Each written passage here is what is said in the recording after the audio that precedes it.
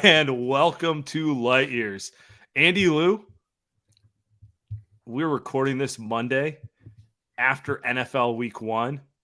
Just vibes are excellent, even though Team USA completely embarrassed themselves this weekend. I'm feeling pretty good. How you doing? I'm in a great mood. We just came back from Vegas. I didn't slept in 3 days, so thank goodness we're doing it now. And my Niners are going to the Super Bowl. I can't complain, Samuel. I can't complain. There's nothing better. Oh, did you know this isn't 1992 anymore? This isn't 1992. That's what Steve Kerr said after Team USA lost to Germany in the semifinals. And then, did you really care if they were going to win the third place game? Honestly, I don't think they played like they did like Jaren Jackson, Ingram, and someone I can't remember off the top of my head didn't even play in the final. You knew they didn't really care once they lost their chance at that. Disappointing. But what are your thoughts here? I'm going to play Steve's audio real quick. It means the game has the game has been globalized over the last 30 years or so, and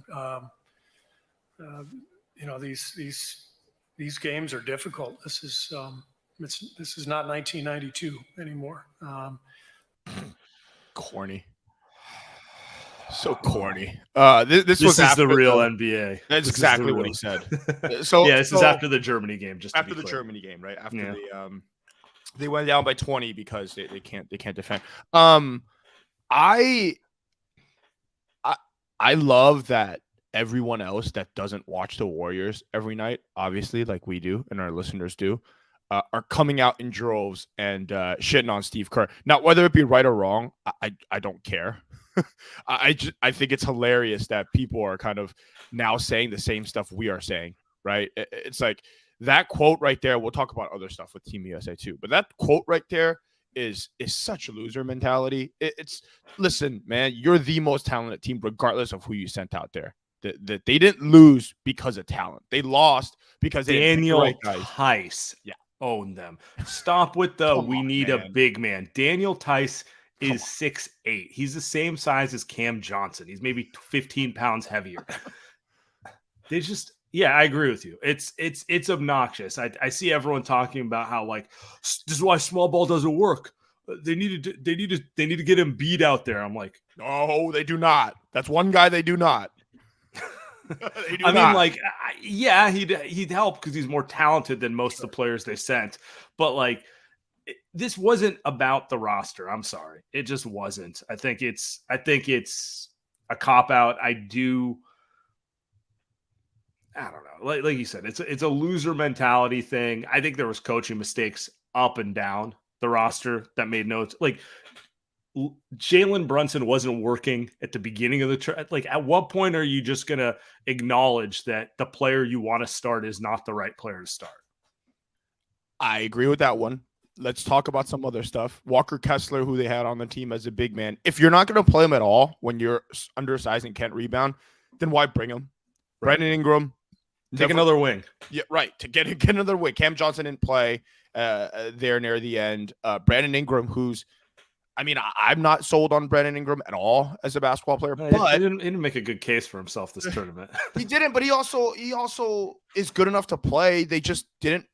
They didn't put him in the right situation to start. Then once they benched him, he kind of just said, "Hey, screw it. Like I'm not going to play anymore." Right? Like upper respiratory. Like okay, sure, whatever.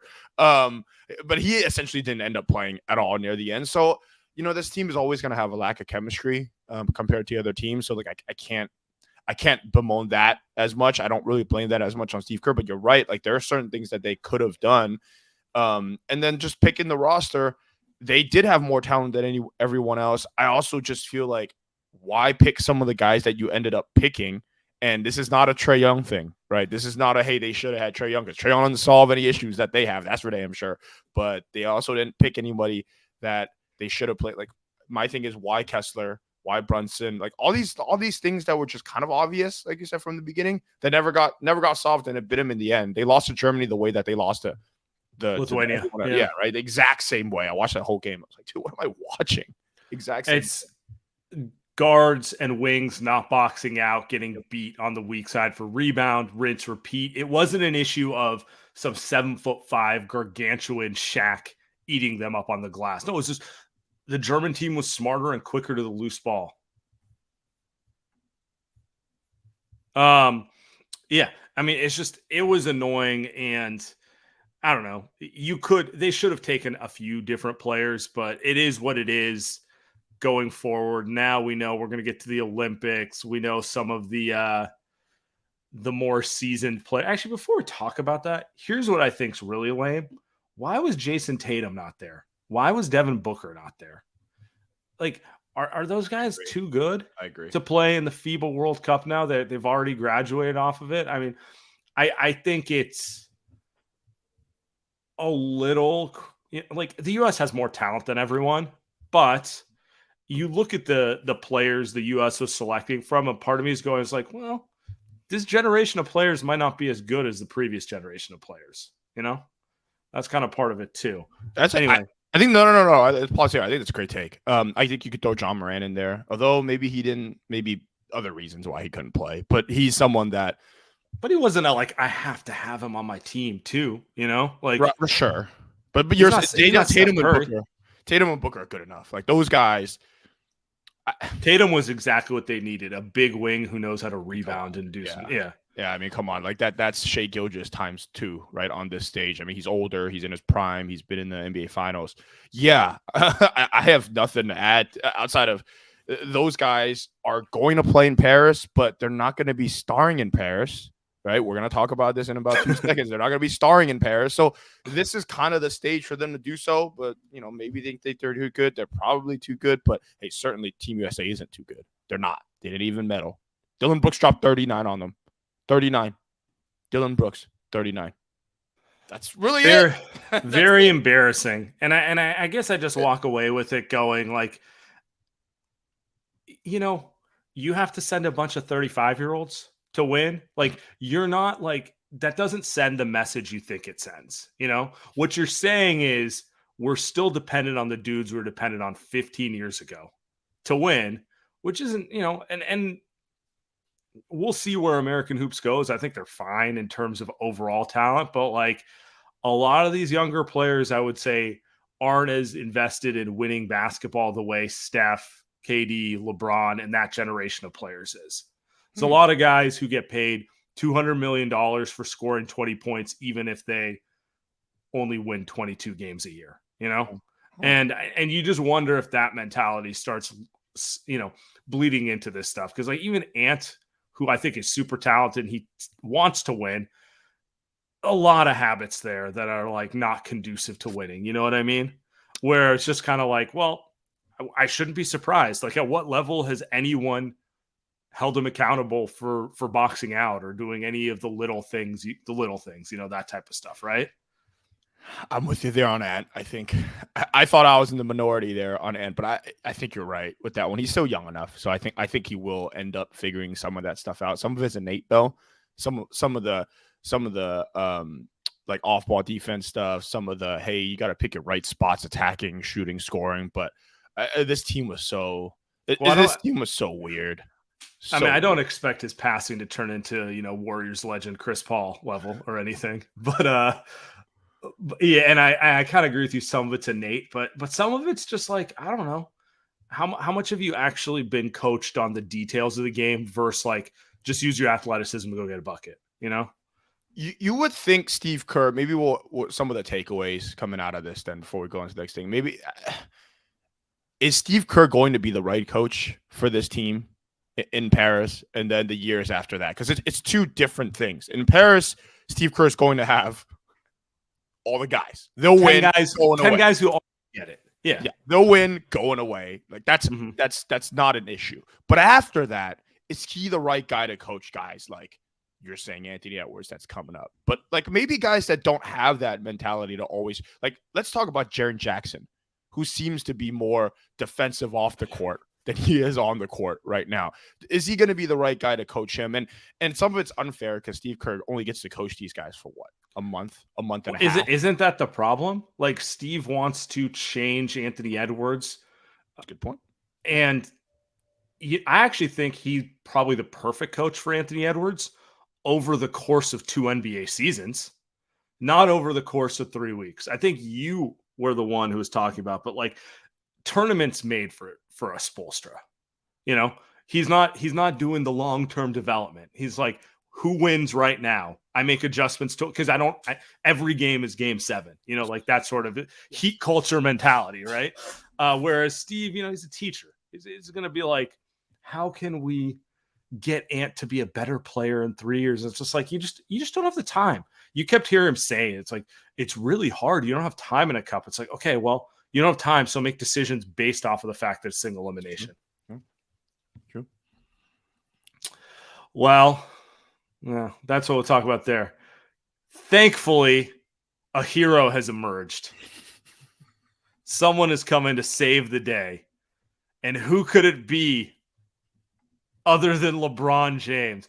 This was the Shams put out an article this morning. LeBron James ready to commit to 2024 Olympic team, recruit fellow stars, per sources. It's been a minute since I've seen something this shameless. It's just, oh man. You got to read the tweet out, Sam. The Shams tweet is even funnier. I mean, you think the tweet's better? Okay, it's so good. It is. It's so right. Good. I'm gonna switch it real quick. This is an all-timer. Well done, Rich. Well done, Rich. Best in the biz. Sources: LeBron James wants to represent Team USA in Paris, spearheading a group of Hall of Famers, including future Hall of Famers, Steph Curry and Kevin Durant. Wow. Narrative building that it's because of LeBron Steph is going. Let's ignore the fact Steph told everyone he's going, and he's been saying, I'm going in 2024 every offseason. He's basically said, as long as I'm healthy, I will be there. And we know he wants to go. He missed the last 2 Olympics because he was literally injured. So, you know, knock on wood, that doesn't happen, right? But like, just trying to get the narrative out there that he is going to head the Redeem team to save America, to save us, per usual. It is a true love of the fame from LeBron James. It never ends. It doesn't surprise any of us. I think this is what we saw coming the moment that this Team USA team kind of was shaky, right? Like it was pretty obvious. I think it's cool though. Sam, am I crazy though? I think it's cool that those are the guys that are going to be there next year. I will say that. I think it's pretty sweet. We've never seen Steph in the Olympic stage. I think that'll be pretty cool. He'll be 36, right, or something like that, and LeBron will be what, 40? 39. Oh man. As a man in his age range, I'm holding on to the years. Oh man. the medal rounds will be played in Paris, but romanticizing a last dance for some U.S. basketball legends is one of the most beautiful cities in the world is only a half truth. Oh boy. Oh God. It's just, this is peak La Propaganda, is it not? Like, was Devin Booker going to go to the Olympics prior to LeBron contacting him? Yes. Was Jason Tatum? Yes. Was Steph Curry? Yes. And again, you never know who's going to get an unexpected injury in the playoffs and changes their minds. But it's Paris. It's the Olympics. We know we're getting those guys. Anthony Davis obviously was going to go as well. Kevin Durant. If those guys are going, KD's always going to do we'll see. And then when it comes around to it, if his leg is in one piece, he'll be there. KD's love of the game. He shows up to all. I mean, like he doesn't really talk about it. Yeah. He led to Tokyo. I mean, nobody talks about it. Only LeBron comes out here and drops a Monday morning, after they lose a bronze medal. We knew this was coming. Of course, this was the perfect time. You got to give him that. This is perfect timing. The documentary is going to be great. This is going to be framed as what you just said, Shams just said, the last dance, right? These guys, this is it for them. This is it for those 3 best players of the last decade. This is it. They're not playing any other Olympic games. They're not playing any other World Cups. Hell, they might not play another NBA Finals game. Those 3 guys, they might be done, right? So this is kind of the this is how they're gonna go out. Like, this is perfect narrative building by LeBron. He's the only one that thinks of doing this because nobody else gives a shit about doing any of this. They just want to win and play. And let's be real. Steph going is why those guys are going. The minute LeBron sees Steph wants to go, he's like, no. I need to be there. I need people to say it's because of me, not because of Steph. And then it just turns into a thing. Once you have Steph, LeBron, and KD committed, everyone who matters will want to go. Yep. Damian Lillard will want to go. I don't know if they really need him, but he's going to want to go, you know? Kyrie Irving will probably want to go, you know? Draymond will try to ninja his way on the team. And quite frankly, he should go because he does something none of those other guys do. They need him. I was thinking about, by the way, the 3 best American bigs, AD, obviously, Bam, and Draymond. Is there anyone else? Give me Draymond. Like, give me Draymond over and Bam quite easily over Embiid. I know it says they're recruiting him, but give me Draymond and Bam. I mean, come on. What are we doing? Embiid also hasn't even committed to a national team. So we don't, you know, he could be on the French team, could be on the Cameroon team, you know. So it's one of those things where it's like he holds like 3 citizenships. So it's a possibility. So I'm keeping him out of the debate. But like, yeah. Does this team win the gold if they have Draymond or Bam instead of Jaren? Probably. Both those guys get what Steve wants them to do innately. Yeah, so it's less of a. I think less of a. I think so. It's less of a trying to teach guys 3 years of basketball in 3 weeks, which was really what Steve was trying to do, and probably the fundamental sin. But by the way, you're right, and let's go back a little bit. You're right. I forgot about that. Steph did say he was committed. I mean, he's been committed for the last year or so, last few years. The guy that we didn't know was committed was actually LeBron.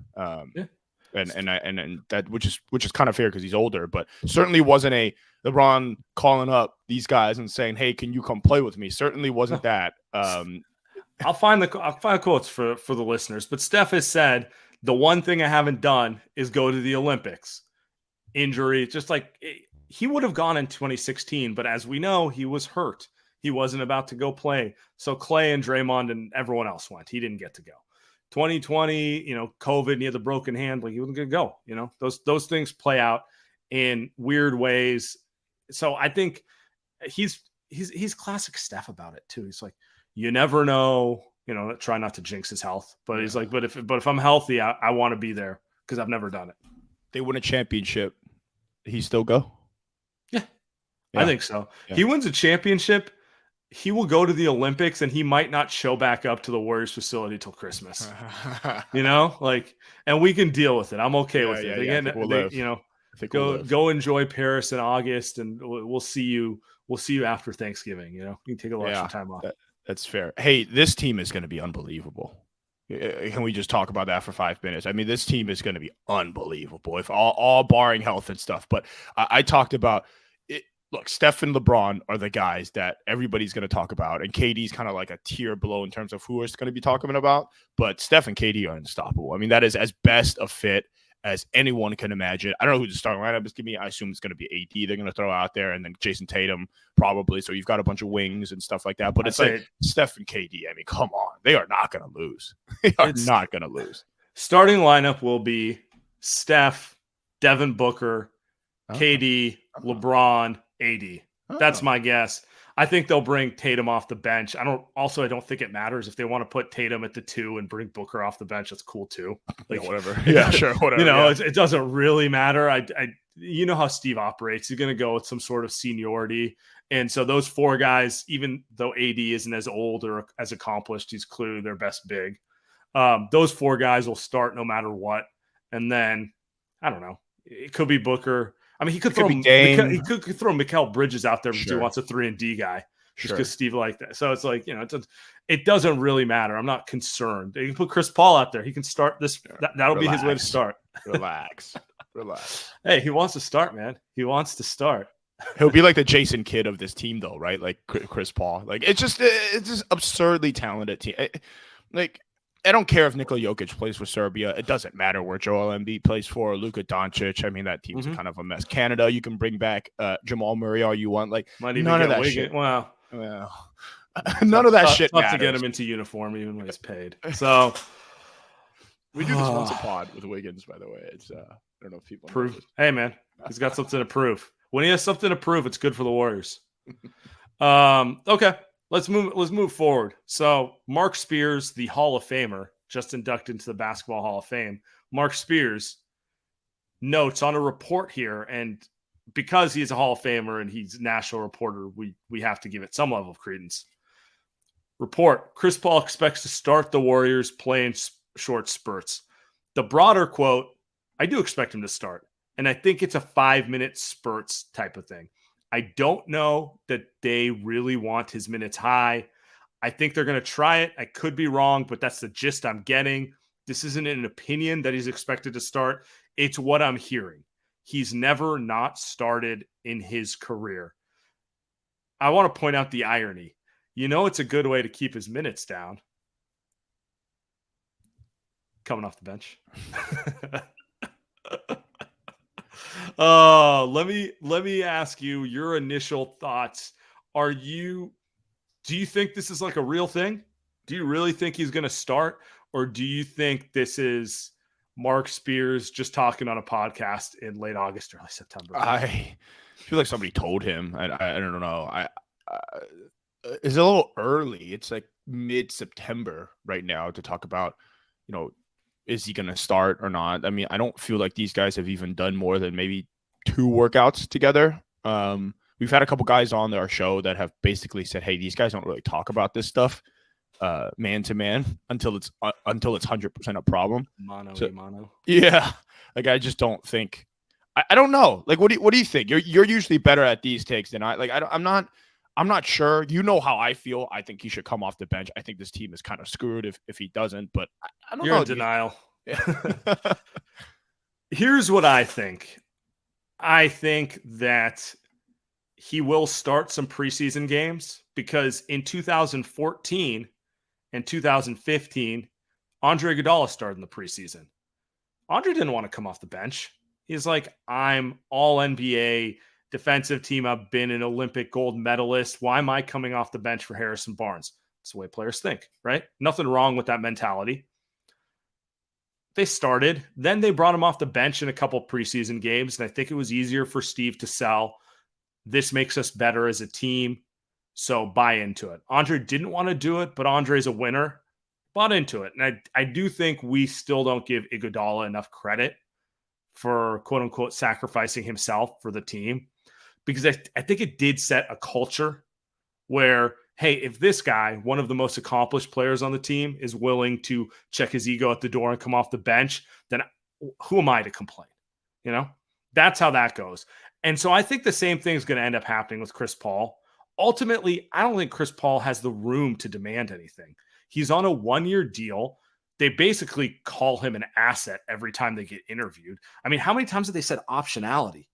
They don't even refer to him as a player. They're like, we like the optionality we have. I'm like, just say you're going to trade him at the deadline if it doesn't work.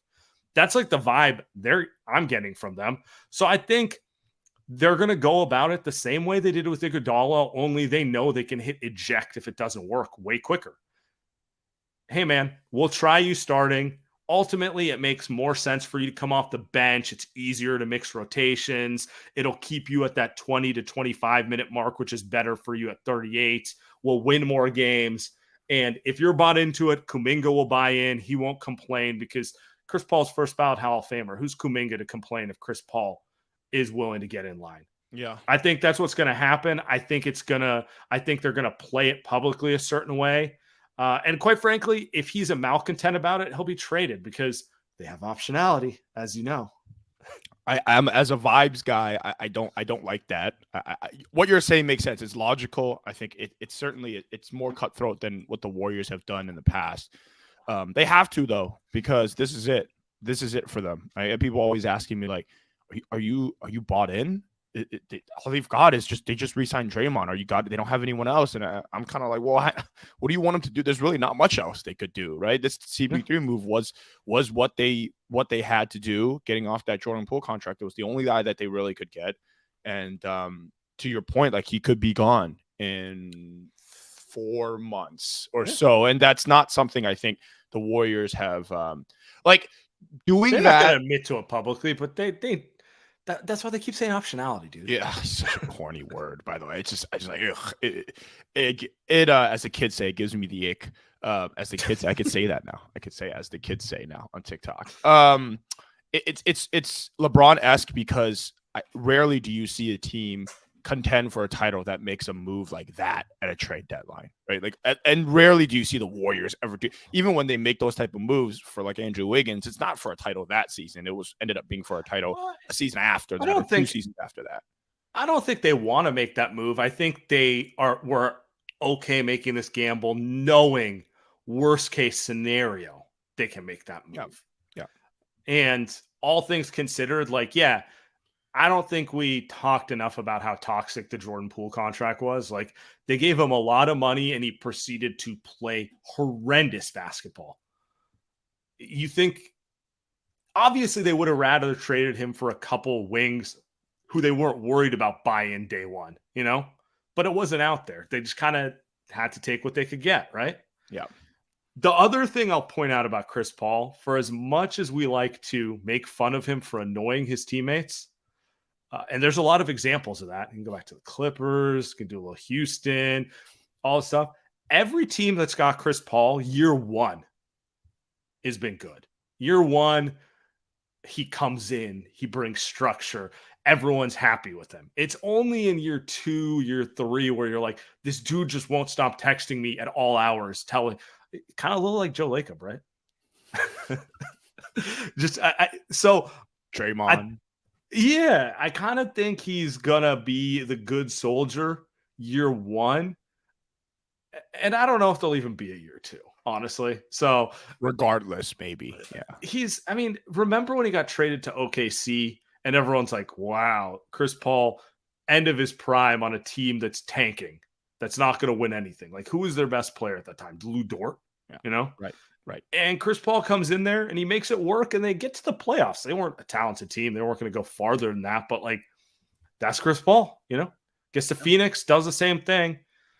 He's a winning player, and I don't think he's James Harden. Is basically what I'm getting at here. You know, where his malcontentness will have him cheating the game. He doesn't get out of shape. Yeah, yes, he's stubborn and wants to do things his own way, but I think he's going to be the good soldier at least year one. The last thing on this is for me is this is it for Chris Paul. This is it. He's not. I don't think the Lakers are going to get him. I don't think the Warriors will trade him to the Lakers. I think when this move happened, it was very clear to Chris Paul, this is probably my last best chance to win a championship without just kind of being a 10-minute player, right? Like, I'm sure he could play for another few years and go play for someone. Do the Jared Dudley, just be a cheerleader? Yeah. Right. Like, this is it. If he wants to win a championship, look, he might not win it the way that he wanted to in his mind, right? Here, I'm the point guard. I'm the guy that's spearheading an offense, right? Like, I think this is it for him to say, I could still play 25 to 28 minutes a game. I can close some games, and I could be Jason Kidd, Dallas Mavericks version, and win a championship that way. I think he will realize that. Maybe Steve Kerr will say that to him. Maybe Steve Kerr, you get paid fucking $20 million a year, should probably say something to him about it and just have him sacrifice and come off the bench. I could see that. That kind of ties to our big question. You know, we're doing our 12 big questions for the Warriors this season. And my big question for this episode was, will Chris Paul accept coming off the bench? We kind of already made our cases, but I'm going to say yes, and I'm going to take it a different direction for one last take. If he does not accept coming off the bench, I think it's time we have to admit Steve Kerr's lost his fastball. Steve Kerr got Andre Iguodala in 2014-15 to buy in. Remember how energetic Steve was, how much he pushed everything? Steve can't get him to buy in and just kind of goes, this is the real NBA, with them looking miserable and having horrendous vibes.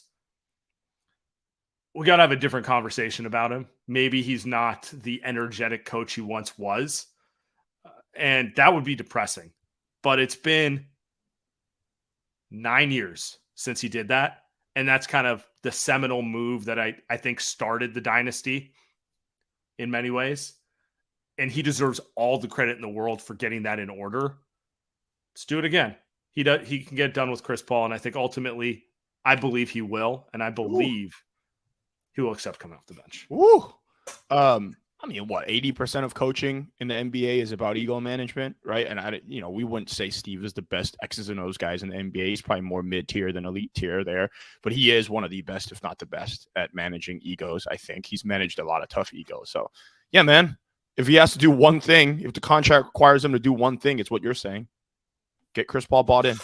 Get Chris Paul bought in. I don't know. The answer for me is probably going to be no, Sam. I don't think so, but I think your take is better than I just am pessimistic. You want to believe my take? I think it's better. I like it. I hope it's true. I haven't watched Chris Paul day in and day out like other people, OKC, Rockets, all these teams, right? Clippers, all these teams. So I don't know. Maybe there's something there that I haven't seen, but I'm cautiously pessimistic with this one. I don't know. I don't think he's going to do it, but yeah, Steve Kerr, you got to make it happen. He's going to be the guy. I mean, Steph is in there too. Steph and Draymond. Draymond's got to allow this to happen because you don't want him to go insane. But yeah, that's me right now. We believe. We want to believe. We are praying. We are praying. You're going to end it with a couple minutes on football. It's a fun opening weekend. Did you tell me? I have a take for you. Did you not watch the Niners game and just laugh to yourself at how much Niner Twitter freaked out for 9 months in the offseason over everything? And they come out here and look, quite frankly, better than they did in the last 6-7 games of Brock, because this defensive line's better than it was last year. Absurd. Man, they looked... I was watching that game and I'm like, damn, they look like they're in playoff form, at least in the first half. And then the second half, they looked like they were in week one, where it was like, all right, we won. We're going to screw around and play. Yeah. But after that game, I watched the Raiders and the Raiders and Broncos, and then the Rams and Seahawks. I was flipping between the channels, and I'm like, this is not the same sport I just watched, because those teams were, fighting. It was entertaining, but it wasn't like the level of like Drake Jackson sack, Fred Warner basically, like the way the Niners were flying around on both sides of the ball, then turning it to just like a run of the mill 2 average NFL teams. It felt like going from like pros to college in some ways. Look, man, back to your take. I mean, back to your take about the off season, the things that I and everyone else were talking and freaking out about, I think we found out just didn't matter. I mean, let's go down the list. So number one was Brock Purdy's elbow. Turns out he had enough time to get it healthy, right? He looked great. Yeah. Legs look great.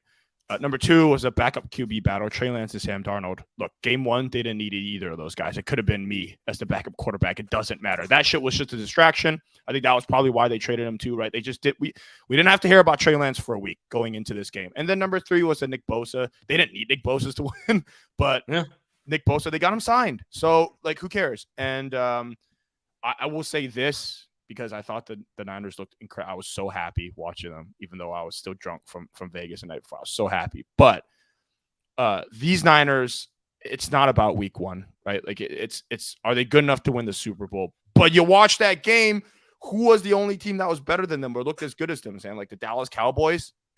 The two best teams in the NFL are in the NFC, at least according to last night. To yesterday. The two best teams in the NFL. I throw the Eagles in there too. They still look like the Eagles. Right. Three teams in the NFC. Got a little messy, but yeah. That's funny. Because all the great QBs are in the AFC. It's funny to me, because all the great QBs in the AFC, and you look at the Niners and Cowboys, who have the best defenses. Overrated. I definitely disagree with that one, but it's hilarious because the Niners and Cowboys look freaking stacked up and down the roster. Running backs, receivers, tight ends, and then on defense, defensive line, safeties, linebacker, all that stuff. You look at these two teams, and two different sports, dude. The Steelers and Giants playing, I don't know what they were playing, but the Niners, they were on different levels, especially the Niners. Yeah, I mean, my take on the NFC is, even though the Eagles kind of classic Bill Belichick had like a great game plan, but it just wasn't enough because of the talent against them with the Patriots. But my take on it is, I think we're on our way to a Niners-Eagles rematch in the championship. They look so far and away better than everyone. And our guy Haberman brought up why the 1 seed matters. Not only do you want home field, whoever the 2 seed is, they're going to end up having to play the Cowboys the round before. Yep. And I don't think that was why the Niners lost to the Eagles last year. I kind of think when Brock's elbow exploded, the game was over, period. So we never know, but like it can't help you to have to go through a physical tough game the week before going through an even more physical tough game. So it's going to be interesting because the Niners play like a team who's like, we need the 1 seed in week 1. Yeah. And they feel like the 2019 Niners where I'm like, I don't think these guys are going to be screwing around, losing games to like the Cardinals and Bears for no reason. And, ending up with like a 12-5 record. I think they want the 1 seed type of thing. I think, I don't know. Give yourself every advantage, right? I think their upside is way higher than the 2019 Niners, and I think it's because of the offense. Kyle people text me, and again, I'm not a football expert, and they're just like, hey, doesn't Brock Purdy look like a more mobile version of Jimmy G? And I'm kind of like, sure, but not really, because Kyle trusts Brock a lot more than Jimmy. You can just tell. Also, like, a more mobile version of Jimmy is like kind of a big deal. The dude, like although Jimmy, first down, your guy, dude. I need him to have a Vegas residency when he's done playing for the Raiders. Man. So middle-aged women can go meet and greet him for the next 40 years. He is as good looking as ever. He took off his helmet, and I was like, God damn, this is a good looking man. Kyle still looks the part. Always looks the part. He played. You guys won. You guys won. It was a great game. Dude, Brandon Ayuk's the best receiver on this team. It's not close. Christian McCaffrey is the best running back in the NFL. 2019, they did not have any of that. They got Emmanuel Sanders. I mean, Deebo Samuel is in the Emmanuel Sanders role, and Deebo Samuel in terms of number 2, and Deebo is elite playmaker, right? So Kyle seems to trust Brock. It's funny. It's funny because you say Ayuk's the best receiver and McCaffrey is probably the best running back in the entire league. Forget the Niners. He's clearly the best on the Niners. And I think Deebo might still be a better playmaker than both of them. He just is it just doesn't have a position. And to your point, like they didn't have that level of firepower in 2019. Like not even close. 30 points last night. They probably could have had 45. If they really, really put the foot on the gas pedal, they could have had 45. Since they got McCaffrey, the offense has been crazy. You go back to last year, since his first game starting, there's something like 11-0 in regular season games. And, take that for what you want. But since Brock has become the starting quarterback with McCaffrey, it's just been 30 plus every game. Yeah. Just an easy 32. Like that was my takeaway from the Pittsburgh game. They put up an easy 20 in the first half. They score on the first drive to get to 27, and then they just go into let's just get out of week 1 health mode. Like they could have put 45 on them. Yep. They could have done but they didn't care to. It got a little sloppy at the end, and yeah, man, it's gonna be exciting. It's gonna be fun to watch them all year. They are must-see television. Yes. There they are. Every player's wide open. Shout out to Kyle Shanahan, who is now the best coach in the Bay Area. See, this is how quickly I flip my opinions. I was all out on Kyle 2 weeks ago. I watched game 1 this week, and I'm Kendall Roy. It don't get better than that. Redemption. It's a redemption story. What is it? It's like Gawker meets New York Times meets Substack. That's not what we want him to know. That's a deep cut.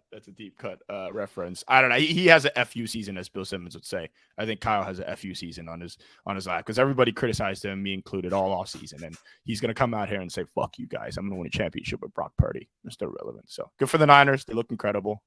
The last thing I'll say about them is none of the main guys really played in preseason, so it's hard to take anything away from it, but they are so serious. Like since the offseason, you hear Kittle, Trent, McCaffrey, like all those guys, Fred Warner, all those guys know this might be the last year in their window. You never know. They're older. These things go really quick in football.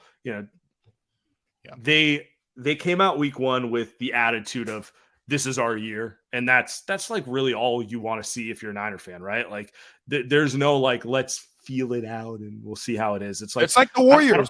I don't know if I'll be here next year. I don't know if we'll be this good next year. So let's do everything we can. It's like Steph. It's like Draymond. It's like Clay, who's, you know, playing pickup every day. Looks like working out every day, right? It's similar to the Warriors. So hopefully, and that's the hope. That's the hope when the Warriors come around. We see that same attitude week 1 that we're seeing from the Niners now. We're going to end it here. Appreciate everyone. We'll be back.